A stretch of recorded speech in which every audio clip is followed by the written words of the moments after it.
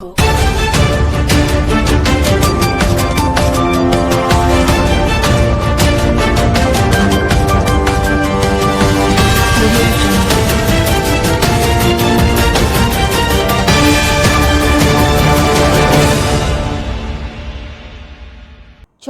જિલ્લા કલેક્ટર અને જિલ્લા પોલીસ વડાએ સંવેદનશીલ બૂથની મુલાકાત લીધી। જય હિન્દ, નમસ્કાર દર્શક મિત્રો, આપ જોઈ રહ્યા છો છોટાઉદેપુર વ્યૂઝ સત્યની સાથે।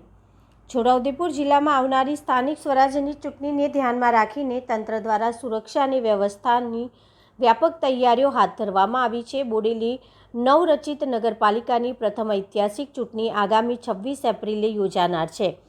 આ અનુસંધાને જિલ્લા ચૂંટણી અધિકારી તથા કલેક્ટર ગાર્ગી જઈને બોડેલી નગરપાલિકાના સંવેદનશીલ મતદાન મથકોની સ્થળ પર મુલાકાત લઈ વ્યવસ્થાનો તાગ મેળવ્યો હતો।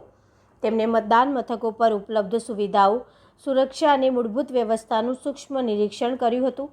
કલેક્ટર ગાર્ગી જઈને જણાવ્યું હતું કે આ પ્રથમ ચૂંટણી હોવાના કારણે મતદારોમાં ઉત્સાહ અને દરેક નાગરિક નિર્ભય રીતે પોતાના મતનો અધિકાર ઉપયોગ કરી શકે તે માટે તંત્ર સંપૂર્ણ રીતે સજ્જ છે। મુલાકાત દરમિયાન જિલ્લા પોલીસ વડા ઇમ્તિયાઝ શેખ અને મદદનીશ પોલીસ અધિક્ષક હર્ષ શર્મા પણ ઉપસ્થિત રહ્યા હતા। તેમણે સંવેદનશીલ વિસ્તારમાં ચુસ્ત પોલીસ બંદોબસ્ત, પેટ્રોલિંગ અને કાયદો વ્યવસ્થાની જાળવણી માટે જરૂરી સૂચનાઓ આપી હતી।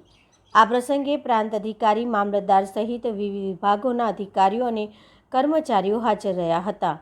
Bureau report, Virendrasinh Desai, Bodeli, Chhota Udepur.